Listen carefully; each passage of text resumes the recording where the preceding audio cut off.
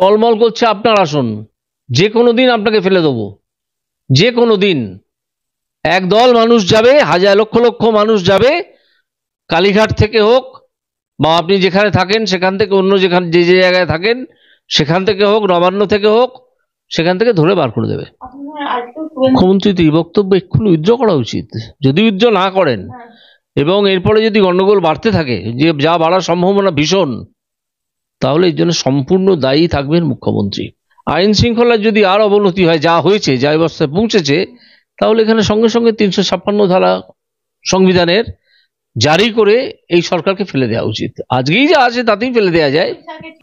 সেই জন্যই কিছু কিছু যুবরাজকে দেখা যায় রাত্রির বেলা এমন টলতে টলতে বাড়ি ঢুকছেন।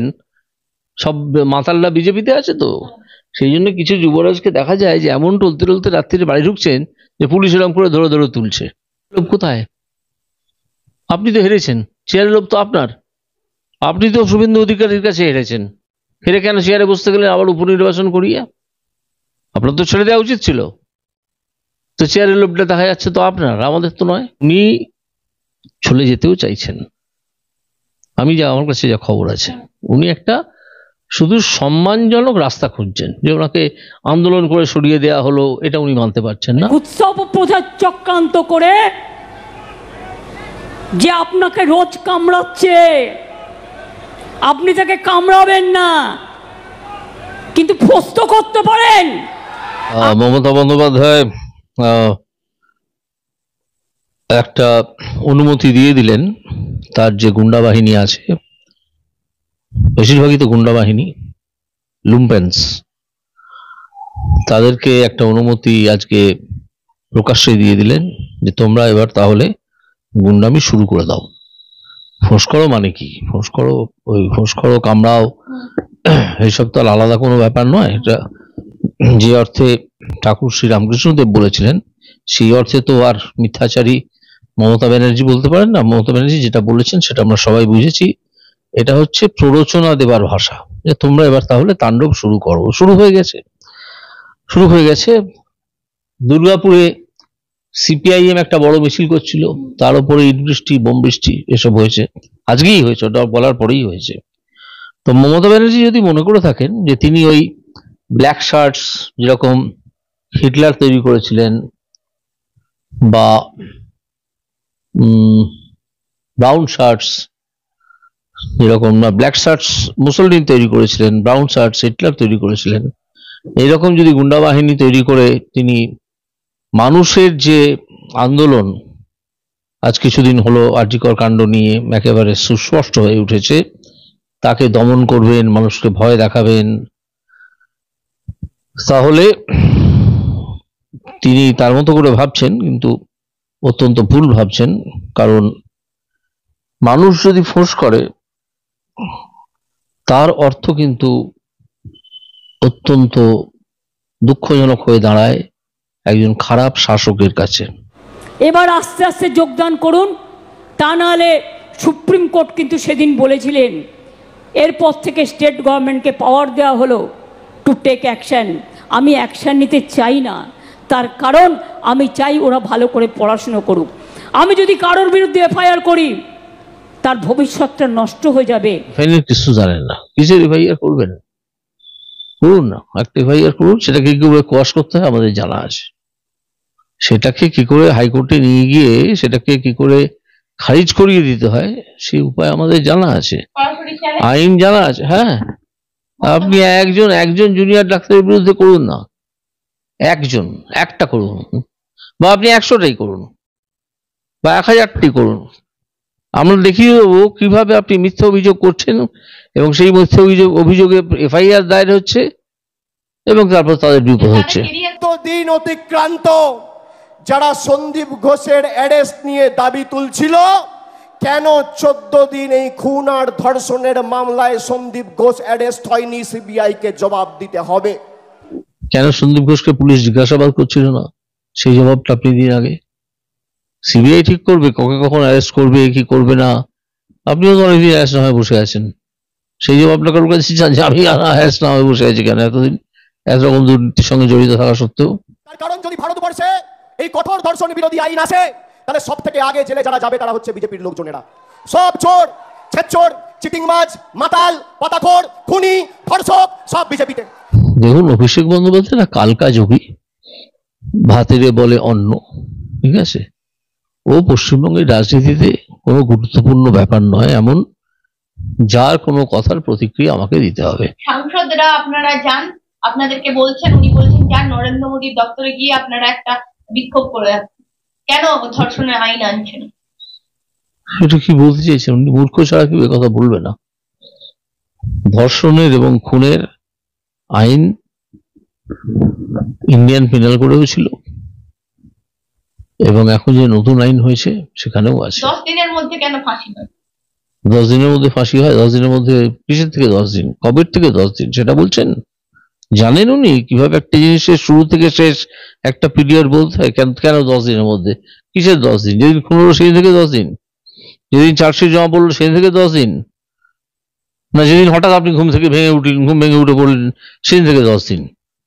নাকি যেদিন আপনার পিসিমণি কিছু একটা বলে বসলেন সেদিন থেকে 10 দিন? কবে থেকে? উনি নরেন্দ্র মোদীর গদি চলিয়ে দেওয়ার ক্ষমতা ওনার নেই, বরং উনি নিজের গদির দিকে নজর রাখুন, ওনার নিজের গদিটা টলে যেতে পারে। আর তাছাড়া উনি নিজের মতো একটা বিচার তো করেই দিয়েছেন, যে কাকে একটা ধরেছে, কি নাম তার, কাটা সঞ্জয় নাকি নাম, হ্যাঁ, সে নাকি ওই ওটা ঘটনাটা ঘটিয়েছে, যে ঘটনাটা অন্তত 5 জনের ঘটনা, 4-5 জনের কমে এটা হয় না, সে একাই নাকি ঘটিয়ে ফেলেছে। তো তাকে ধরে ফেলেছেন, ধরে ওর ফাঁসি চাই। দেখে বাবা মিথ্যা কথা বলছেন বলে আমার অন্তত মনে হচ্ছে না, কারণ নির্যাতিতার বাবা এই কথা বলার পরে প্রশাসন এবং সরকার এবং পুলিশ তারা কোণঠাসা হয়ে গিয়েছিল। এবং সেদিন তো এতে দেখাই গেছে যে পুলিশ যে কাজটা করতে দিয়েছে ওখানে প্লেস অফ অকারেন্সে, সেটা সম্পূর্ণ বেআইনি কাজ। আইন ভেঙেছেন, একেবারে জেনে শুনে পুলিশ তার আইন ভেঙেছেন।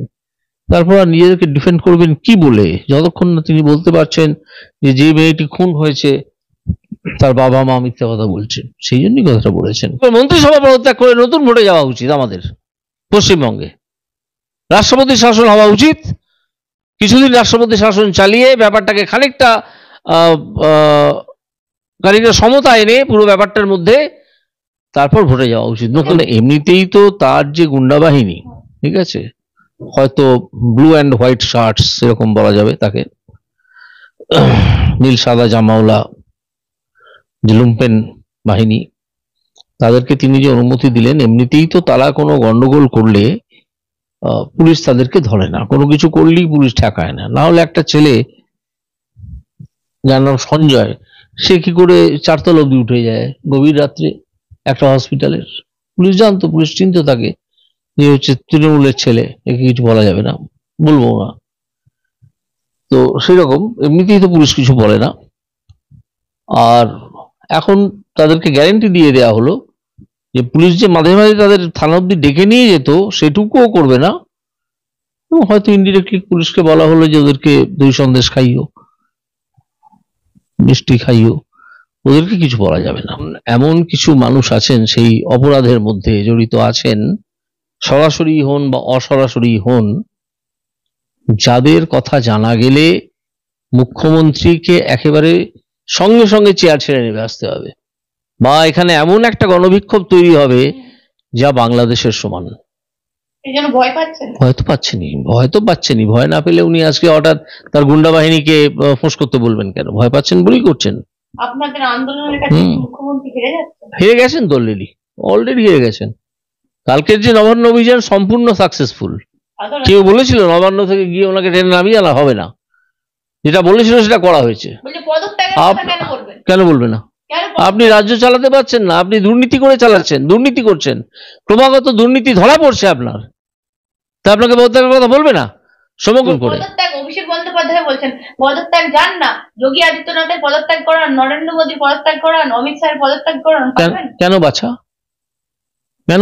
তাদেরকে কেন বলতে যাবো? আপনার কি ঘটনা ঘটেছে উত্তরপ্রদেশে? কোনো ঘটনা ঘটলে সেখানে শাস্তি হয়, বিচার হয়। আপনারা তো হ্যাঁ, সেখানেও হয়, কাজ হয়, সেখানেও হয়। আপনার এখানে কি হয়? মণিপুরে তো গাঁজার চাষ হয়, আপনার এখানে গেঁয়ার চাষ হয়? কারা সেই গেঁয়ার চাষ কন্ট্রোল করবে সেই নিয়ে সেখানে গন্ডগোল হয়। আপনার এখানে কি নিয়ে হয়?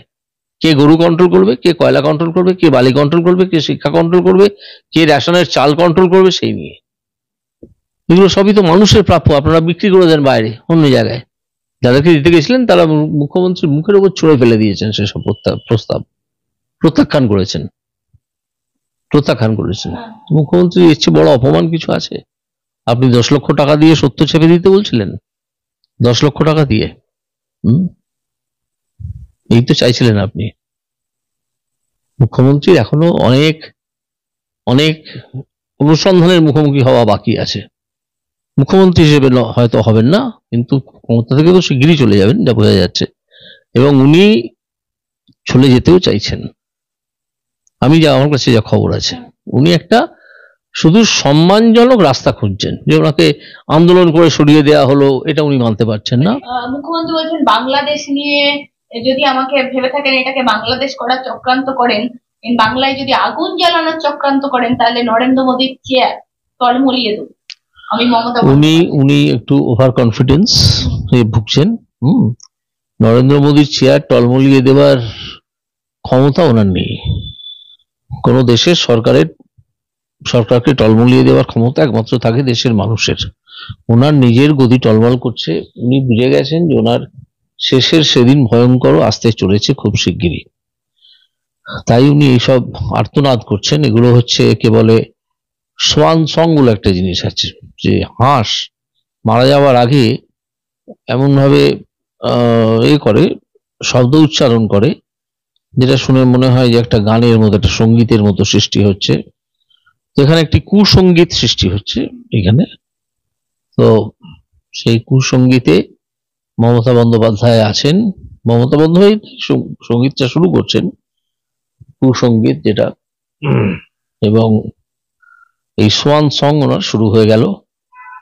যে মুহূর্তে উনি ওনার লুম্পেন বাহিনীকে, হয়তো ব্লু অ্যান্ড হোয়াইট শার্টস, তাকে স্পষ্ট অনুমতি দিয়ে দিলেন যে তোমরা এবার গুন্ডামিতে সরাসরি নেমে পড়ো। তিনি বলছেন মানুষ যেন কোর্টে বিচার পায়, আইনজীবীরা মনে রাখবেন কোর্টটাকে বিজেপির হাতে ছেড়ে দেবেন না। পাগলের প্রলাপ, তার কি উত্তর হবে বলুন? কোর্ট বিজেপির হাতে ছেড়ে দেওয়ার অর্থ কি বোঝাচ্ছে?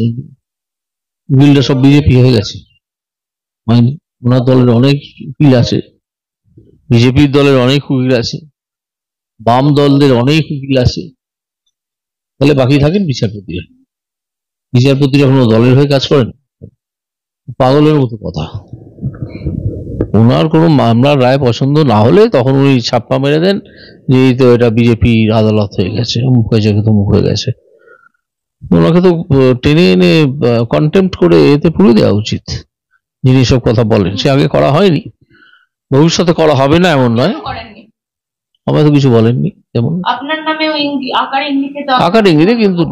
ইঙ্গিতে, কিন্তু আমি যার বিরুদ্ধে করতে পারতাম তিনি আমার বিশেষ পরিচিত মানুষ, আমার ভালো লাগার মানুষও বলতে পারেন, তার বিরুদ্ধে আমি করিনি। তার কারণ হচ্ছে যে ওই সময় ওইটা করতে গেলে যেটা করা যেত আমার বিচারপতি থাকাকালীন, তাহলে আমার কাজটা ব্যাহত হতো। এবং সেই জন্যই ওই কুণালবাবু অত্যন্ত ধুরন্ধর মানুষ, তো অত্যন্ত বুদ্ধিমান লোক, সেই জন্যই উনি ওই টোপটা দিচ্ছিলেন যাতে আমি ওটা খাই। তো আমি সেটা কুণালবাবুর কোনো মন্তব্যের কোনো অবজেকশন নিইনি, কিচ্ছু করিনি, কারণ আমি আমার কাজটা নিয়ে এগিয়ে যেতে চেয়েছিলাম এবং এগিয়ে যেতে পেরেছিলাম। আজকে তার একটা রেজাল্ট আপনারা দেখতে পাচ্ছেন, যে এত হাজার ছেলের চাকরি হবে এবার, কিন্তু আমারই শুরু করা কাজটা। আপনাদেরকে একদম বলে দেবো, আজকে সব থেকে বড় রায়, একদম পুজোর আগে সুখবর, 14,000 চাকরির ক্ষেত্রে রীতিমতো হাইকোর্টের অনুমতি। সেই মামলা প্রথম কিন্তু যিনি দেখেছিলেন তিনি হচ্ছেন আর কেউ নয়, বিচারপতি ছিলেন তখন অভিজিৎ গঙ্গোপাধ্যায়। তারই এজলাসে এই রায় প্রথম গৃহীত হয়েছিল। স্যার, আরেকটা জিনিস আমি বলবো, আপনি তো অনেকটা খুশি এই যে আপনার পুরোপুরি রায়টাই। দেখুন, এইভাবে খুশি হওয়া অখুশি হওয়া আমাদের যে পেশাগত যে বিধি নিয়ম হলো কনভেনশন বলেন, সেখানে আমরা এটা হই না।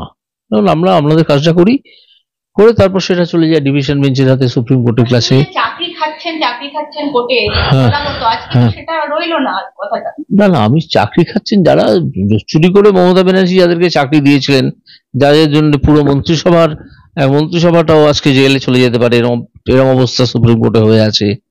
তো তাদের চাকরি যেত, যাদেরকে চাকরি বিক্রি করতেন অন্যকে বঞ্চিত করে, যাদের চাকরি পাওয়ার কথা সত্যি সত্যি, আমি সবসময় তো তাদের পক্ষেই ছিলাম। আমি তাদের